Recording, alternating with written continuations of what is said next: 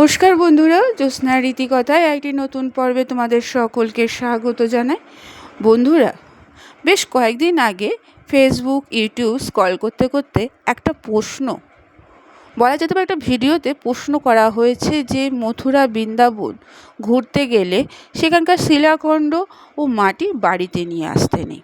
আমার মনেও এই প্রশ্নটি এসছে, কেন নিয়ে আসতে নেই। হয়তো অনেক বন্ধুরা, অনেক দাদা দিদিরা এই প্রশ্নের উত্তর জানে না। তাই আজকে আমি আমার এই পর্বে এই বিষয় নিয়ে আলোচনা করব। যদি ভালো লাগে অবশ্যই সবার কাছে শেয়ার করে দেবে আর একটা লাইক করে দেবে। বন্ধুরা, কেমন লাগলো অবশ্যই কমেন্টে জানাবে। আর পাশে যে বেল আইকনটি রয়েছে তাতে অবশ্যই প্রেস করে রাখবে, যাতে পরবর্তী ভিডিও নোটিফিকেশন তোমাদের কাছে আগে পৌঁছে যায়। বন্ধুরা, গর্গ সংহিতা অনুযায়ী মথুরা বৃন্দাবন ঘুরতে গেলে সেখান থেকে গিরিরাজ গোবর্ধনের শিলাখণ্ড বা মাটি তুলে আনতে নেই। কেন এমন? পুরাণে এর উল্লেখও পাওয়া যায়। এই বিষয়ে বিস্তারিত এইবার তোমরা জেনে নাও। রাধাকৃষ্ণের ভক্তরা মথুরা বৃন্দাবন ঘুরতে গিয়ে তারাও কৃষ্ণময় হয়ে ওঠে, অর্থাৎ সেখানকার লীলার সঙ্গে নিজেকে নিয়োজিত করে ফেলে।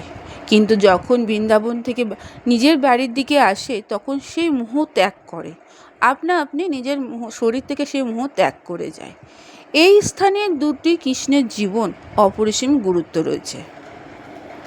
এখানে জন্মেছিলেন স্বয়ং কৃষ্ণ, এখানে নানান লীলা করেছিলেন তিনি। মথুরা বৃন্দাবন কৃষ্ণের বিভিন্ন স্বরূপের দর্শন করা যায় সেখানে গেলে।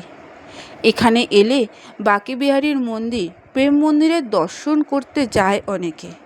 কিন্তু এর পাশাপাশি গিরিরাজ অর্থাৎ গোবর্ধন পর্বত দর্শন করাটাও বাঞ্ছনীয়। কথিত আছে গিরিরাজের দর্শন করার পরেই মথুরা বৃন্দাবন যাত্রা করা সম্পূর্ণ হয়। দীপাবলির 3 দিন গোবর্ধন পর্বতের বিশেষ পুজো হয়ে থাকে, তাই এই সময় এখানে অনেক তীর্থযাত্রী যায়।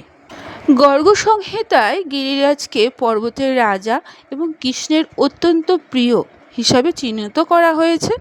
বৃন্দাবন ঘুরতে গিয়ে অনেক ভক্তই বন্ধুরা গিরিরাজের মাটি বা ছোট্ট শিলাখণ্ড নিয়ে আসেন, কিন্তু শাস্ত্রমতে এটি করা অনুচিত। এটির পেছনে গভীর কারণ বর্তমান। আবার গিরিরাজ খণ্ডের 10ম অধ্যায় অনুযায়ী যে ব্যক্তি গোবর্ধনের আয়োজিত যজ্ঞের উত্তম দক্ষিণা দেন তারা স্বর্গলোকে মস্তকে পা রেখে বিষ্ণুধামে পৌঁছে যান। তাই এই গিরিরাজের শিলাখণ্ড বা মাটি বাড়িতে নিয়ে আসা কিনা সঠিক সেটা জানা অনেকের নেই।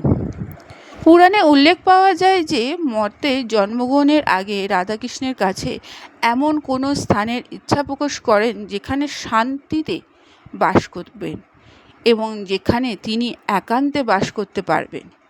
এরপর কৃষ্ণ নিজেই হৃদয়ে দেখেন এবং সেখান থেকে এক তীব্র রশ্মিপুঞ্জ নির্গত হয়। সেটি গোবর্ধন পর্বতের আকার নেয়। এই পর্বত মনোরম ও সুন্দর। এর কিছু সময় পরে কৃষ্ণ মর্তে অবতরণের জন্য প্রস্তুত হলে তিনি রাধাকে নিজের সঙ্গে আসতে বলেন। তখন রাধারানী কৃষ্ণকে বলে যে বৃন্দাবন, যমুনা ও গোবর্ধন ছাড়া তিনি কীভাবে থাকবেন।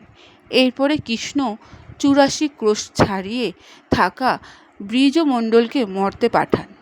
শ্বাসমল দ্বীপে দোনাচলে গিরিতে জন্মগ্রহণ করেন গোবর্ধন। গর্গ সংহিতা অনুযায়ী গিরিরাজকে 84 ক্রোশের বাইরে নিয়ে যাওয়া উচিত নয়। মনে করা হয় এটি করলে সেই ব্যক্তির ঘোর অনিষ্ট হয়, চরম দুর্গতি হয়, নরক সমান শাস্তি পায়। কৃষ্ণ স্বয়ং গিরিরাজের পুজো করার কথা বলেছেন।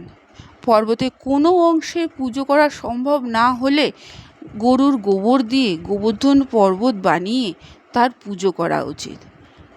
আবার যারা গিরিরাজের শিলাখণ্ড নিয়ে যেতে ইচ্ছুক তারা তার বিনিময়ে সোনা নিবেদন করতে পারবে, না হলে ভয়ঙ্কর নরক ভোগ করতে হয় সেই ব্যক্তি। তাই বন্ধুরা, এই কারণের জন্য গিরিরাজের মাটি এবং শিলাখণ্ড বাড়িতে নিয়ে আসতে নেই। আজকের পর্বটি কেমন লাগলো বন্ধুরা অবশ্যই কমেন্টে জানিও, আর একবার কমেন্টে লিখো রাধে রাধে। বন্ধুরা, আজকের পর্বটি এখানেই শেষ করলাম। এতক্ষণ আমার ভিডিওটি দেখার জন্য ও শোনার জন্য তোমাদের অসংখ্য ধন্যবাদ।